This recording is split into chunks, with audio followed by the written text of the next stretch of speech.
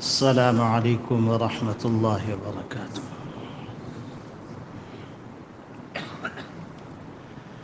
الحمد للہ رب العالمین، والصلاة والسلام على اشرف الانبیاء والمرسلین وخاتم النبیین محمد وعلى آلہ وصحبہ ومن تبعهم بإحسان ودعا بدعوتهم إلى يوم الدين. أما بعد فأعوذ بالله من الشيطان الرجيم. بسم الله الرحمن الرحيم. قال الله تبارك وتعالى: ومن يعظم شعائر الله فإنها من تقوى القلوب. وعن أبي هريرة رضي الله تعالى عنه قال: قال النبي صلى الله عليه وسلم: اتق المراحم محارم تكن أعبد الناس، او كما قال علیہ الصلاة والسلام۔ میرے محترم بزرگوں، عزیز دوستوں، دینی اسلامی بھائیوں، اللہ رب العالمین کا ارشاد گرامی ہے کہ جو اللہ کے شعائر کا احترام کرے گا، اس کی عظمت کرے گا، تو یہ اس بات کا نتیجہ ہے کہ وہ دل سے متقی اور پرہیزگار ہے۔ اور اس کا مفہوم مخالف ہی نکلتا ہے کہ جو تعظیم شاعر اللہ نہیں کرے گا وہ متقی نہیں ہے، وہ اللہ کا لحاظ کرنے والا نہیں ہے، اس کے دل میں اللہ کے سامنے جواب دہی کا احساس نہیں ہے۔ مجھے معذرت سے کہنا پڑ رہا ہے، وہ شخص بے شرم ہے جس کو اللہ کی شرم نہیں۔ اور یہ بات میں اپنے طور پہ نہیں کہہ رہا ہوں، بلکہ قرآن کریم میں اللہ رب العالمین نے اپنے بندوں کو خطاب کر کے کہا ہے: ما لکم لا ترجون للہ وقارا، کہ تم کو اللہ کا لحاظ ہی نہیں ہے، اللہ کی شرم ہی نہیں ہے۔ اس وقت دنیا کے اندر گناہ کو ایک نئے انداز سے متعارف کروایا جا رہا ہے، جس کے نتیجے میں گناہ فیشن کا حصہ بن گیا۔ اب لوگ اس کو ثقافت کہتے ہیں، اب لوگ اس کو جدید تہذیب کہتے ہیں، اب لوگ اس کو روشن خیالی کہتے ہیں۔ اور جو ان گناہوں کا ارتکاب نہیں کرتا وہ فنڈامنٹلسٹ ہے، وہ قدامت پسند ہے، وہ زمانے کے ساتھ چلنے کا اہل نہیں ہے، وہ نفسیاتی مریض ہے، وہ بوسیدہ خیالات کا حامل ہے۔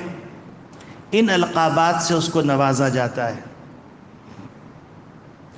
اور اپنے اس شطر بے مہاری کو بڑے فخر سے بیان کیا جاتا ہے کہ میرا بچہ بڑا بولڈ ہو گیا،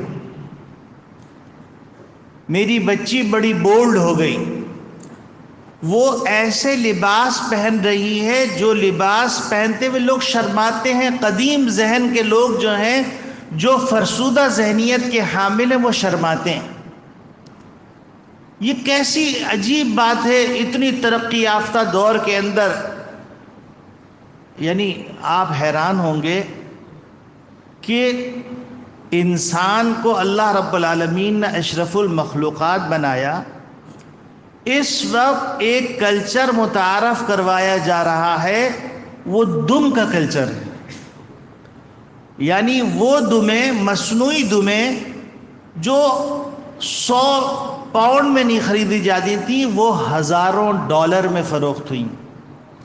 مرد عورت باقاعدہ یورپ کے اندر دم لگا کر اور بڑے فخر سے چل رہے ہیں. گلہری کی دم ہے، کتے کی دم ہے، اور نہ معلوم کس کس جانور کی دم ہے جو فیشن کا حصہ بن گئی.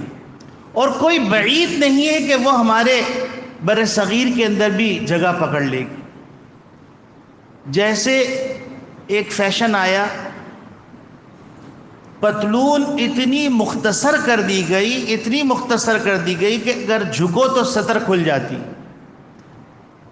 اور ایسی پتلون پہننا لوگ باعث اعزاز سمجھ رہے تھے. اور وہ پتلون جو کہ سطر کو ڈھانپتی ہے وہ پرانا فیشن کہا جاتا تھا. اور اب بھی ایک طبقے کے اندر ایسی پتلونیں عزت کا باعث ہیں، جو کہ شرم کا باعث، لیکن فیشن کے نام پہ اس کو جگہ دے دی گئی. اسی طریقے سے فیشن کے نام پر اتنے سی تھرو لباس متعارف کروا دیے گئے کہ لباس کا پہننا نہ پہننا برابر ہو. یعنی جس کا دوپٹہ نہیں بنایا جا سکتا اس کا کرتا بنایا جا رہا ہے. آستینیں، آپ کپڑے خریدنے جائیے تو آپ ایکسٹرا پیسے دے کے آستینیں خریدتے ہیں، ورنہ بغیر آستین کا لباس چل رہا ہے. دوپٹہ آپ کو مزید پیسے دے کے خریدنا پڑتا ہے.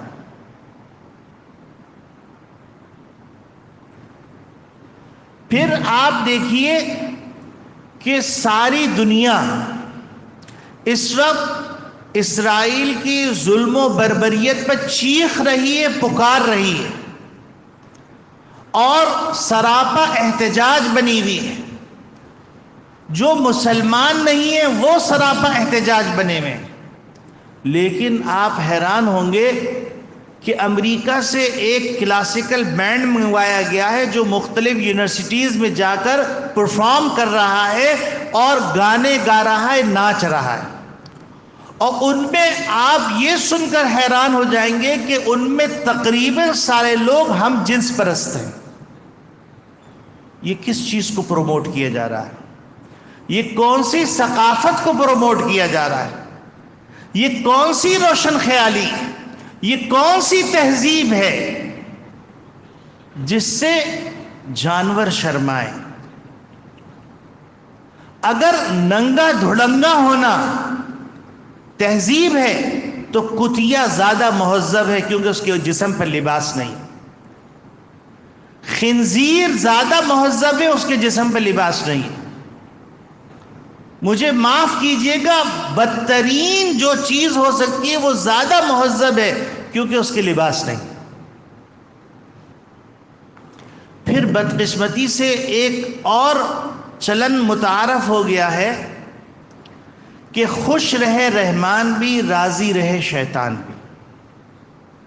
یہ باقاعدہ ایک موٹو ہے، اور باقاعدہ یہ نوجوانوں کے اندر جملہ متعارف ہو گیا ہے، معروف ہو گیا ہے کہ اللہ کی جو بات ہے وہ ہم کر رہے ہیں.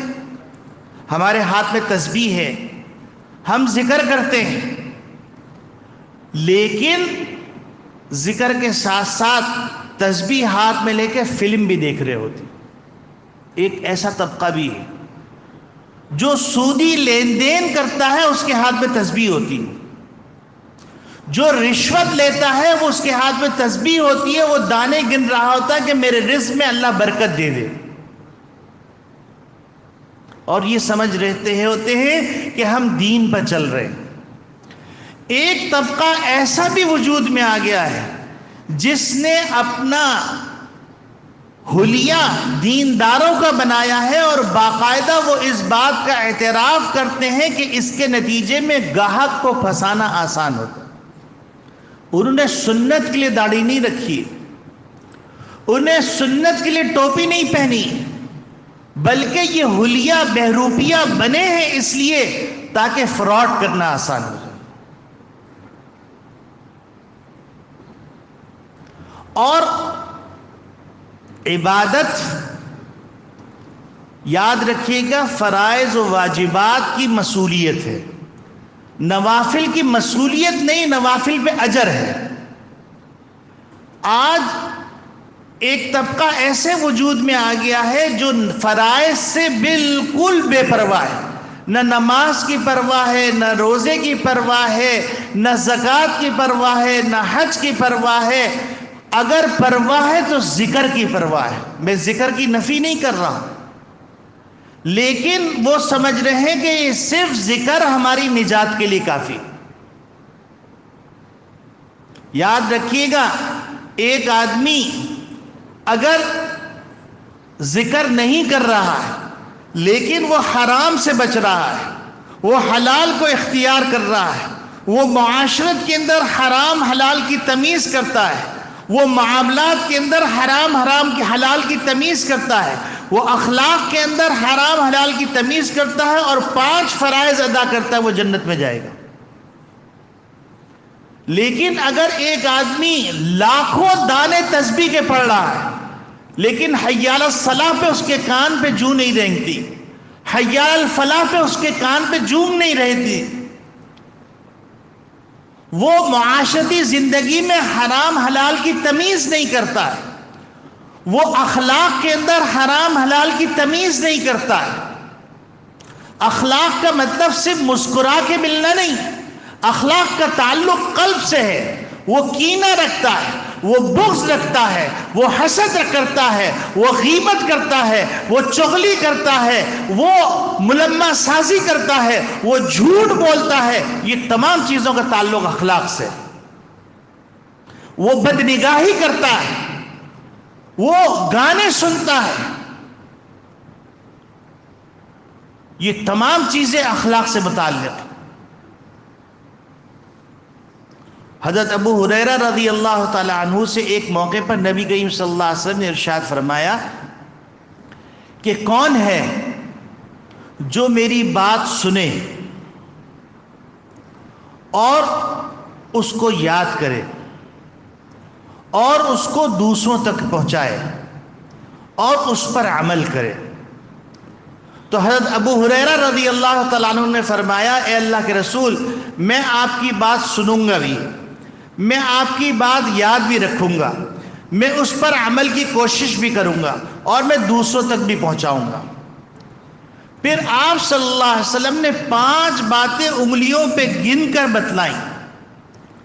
ان میں پہلی بات آپ صلی اللہ علیہ وسلم فرمایا، اتق المحارم تکن اعبد الناس۔ آج دنیا یہ چاہتی ہے کہ میں اللہ کا برگزیدہ بن جاؤں، لیکن راستہ جو مدینے کو جاتا ہے اس راستے پہ نہیں چلتا، وہ اس راستے پہ چلتا ہے جو راستہ واشنگٹن جاتا ہے، جو راستہ لندن جاتا ہے، وہ راستہ جو ہم جنس پرستوں کی طرف جاتا ہے، وہ راستہ جو بے حیائی کی طرف جاتا ہے، وہ راستہ جو سود کی طرف جاتا ہے، وہ راستہ جو حرام خوری کی طرف جاتا ہے، وہ راستہ جو حق غصب کرنے کی طرف جاتا ہے، وہ راستہ جو دھوکہ دہی کی طرف جاتا ہے۔ تو نبی کریم صلی اللہ علیہ وسلم فرماتے ہیں وہ قیامت تک عبادت گزار نہیں بن سکتا۔ اتق المحارم تکن اعبد الناس۔ اللہ کی حرام کی ہوئی چیزوں سے، اور حرام کا تعلق عقائد سے بھی ہے، حرام کا تعلق عبادات سے بھی ہے، حرام کا تعلق معاشرت سے بھی ہے، حرام کا تعلق معاملات سے بھی ہے، حرام کا تعلق اخلاق سے بھی۔ یہ پانچوں شعبوں پر محیط ہے حرام۔ اب آپ مجھے بتلائیے کہ ایک آدمی عبادت کر رہا ہے لیکن وضو نہیں کرتا، تو یہ حرام عبادت سے متعلق۔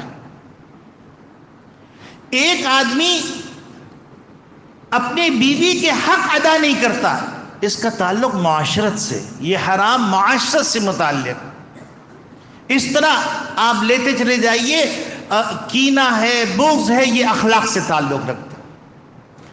افسوس سے میں آپ کو بتا رہا ہوں کہ حرم کے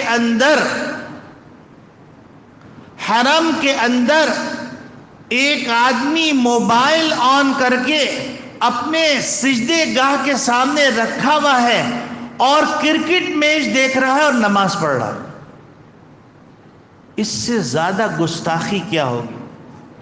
اس سے زیادہ بے ادبی کیا ہوگی؟ اس سے زیادہ بے حیائی کیا ہوگی؟ اس سے زیادہ بے شرمی کیا ہوگی؟ یاد رکھیے، حرمین کے اندر جہاں اعمال کی قدر و قیمت بڑھ جاتی ہے وہاں پر گناہ کے بھی درجہ بڑھ جاتا ہے۔ اگر ایک نماز کا ثواب 1,00,000 نماز کے برابر ہے تو ایک گناہ کا عذاب 1,00,000 کے برابر ہے، اور خطرہ اس بات کا ہے کہ ایمان بھی چلا جائے۔ میرے عزیزو، بہت سے حرام سے ہم بچتے ہیں، ہم سود نہیں کھاتے، ہم چوری نہیں کرتے، ہم جوا نہیں کھیلتے، ہم زنا نہیں کرتے، الحمدللہ، لیکن ایسے گناہ جو زنا سے زیادہ بدتر وہ کرتے ہیں۔ حتیٰ کہ بدقسمتی کی انتہا کہ مسلم معاشرے کے اندر ایک آدمی میڈیا پہ بیٹھ کے کہتا ہے کہ شراب حرام کس نے کہی؟ شراب حرام نہیں، وہ خمر حرام ہے۔ قیامت کی نشانیوں میں نبی کریم صلی اللہ علیہ وسلم نے فرمایا کہ قیامت کے قریب لوگ ایسے وجود میں آ جائیں گے جو شراب کے نام بدل بدل کے شراب کو استعمال کریں گے اور اس کو حلال کہیں گے۔ آج وہ لوگ وجود میں آ گئے۔ ایک شراب متعارف کروائی گئی مڈل ایسٹ کے اندر، شراب حلال، کہ اس کے اندر الکوہل کی مقدار کم ہے، لہذا یہ شراب حلال۔ یاد رکھو، دین کا تعلق، حرمت حلت کا تعلق کسی ملک سے نہیں ہے، کسی مولوی سے نہیں ہے، کسی قوم سے نہیں ہے، اس کا تعلق براہ راست اللہ سے ہے۔ اس کا تعلق براہ راست نبی کریم صلی اللہ علیہ وسلم سے۔ اگر اللہ نہ کرے طاہر منبر رسول پہ بیٹھ کر کسی کو حلال کہے، قسم خدا کی وہ حلال نہیں ہوگا، کیونکہ اللہ نے اس کو حرام کیا۔ جس کو اللہ نے حرام کیا ہے، چاہے جتنی مقدس ہستی ہو، جتنی مقدس جگہ پر موجود ہو، وہ اگر اس کو حلال کہے، قسم خدا کی وہ حلال نہیں ہوگا۔ جوا کو کوئی حلال کہے اور اس کو کلچر کا حصہ کہے، قسم خدا کی وہ حلال نہیں ہوگا۔ کوئی شخص حدیث کی بے توقیری کرے، قسم خدا کی وہ فاسق ہو جائے گا۔ حدیث کا انکار کرنا ایک مزاج بنتا جا رہا ہے، اور ایک جگہ سے، مقدس جگہ سے اس کو پروموٹ کرنے کی کوششیں کی جا رہی ہیں۔ ہوش میں آئیے، اتنے سادے نہ بن جائیے کہ اپنی آخرت برباد کر دیں۔ اور ایک دکھ سے جو بات میں کرنا چاہ رہا ہوں، بڑی تکلیف دہ بات ہے۔ میں آپ سے سوال کرتا ہوں، آپ نیا جوتا 1,00,000 روپے کا خرید کے لے کے آئیے، آپ سے اگر میں کہوں کہ نعوذ باللہ من ذالک، نعوذ باللہ من ذالک، نعوذ باللہ من ذالک، اس جوتے کو قرآن پہ رکھ دیں، کیا آپ رکھیں گے؟ آپ کی ایمانی غیرت گوارا کرے گی؟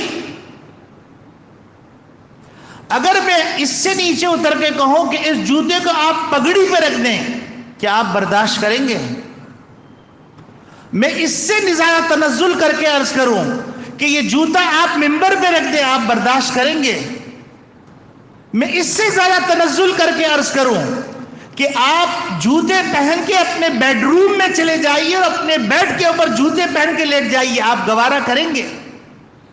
اگر میں آپ سے کہوں کہ آپ کا یہ صاف ستھرا جوتا وزیر اعظم کی کرسی پہ رکھ دیجئے، تو کیا آپ کو امید ہے کہ آپ کو معاف کر دیا جائے گا؟ اگر 1 کروڑ کا جوتا ہو اور آپ وزیر اعظم کے منہ پہ ماریں تو کیا آپ کو معاف کر دیا جائے گا؟ یہ بدیہی چیز ہے۔ اس وقت بدقسمتی سے غم کے ساتھ میں عرض کر رہا ہوں، 50% لوگ بیت اللہ میں جوتے پہن کے طواف کر رہے ہیں۔ 50% لوگ بیت اللہ،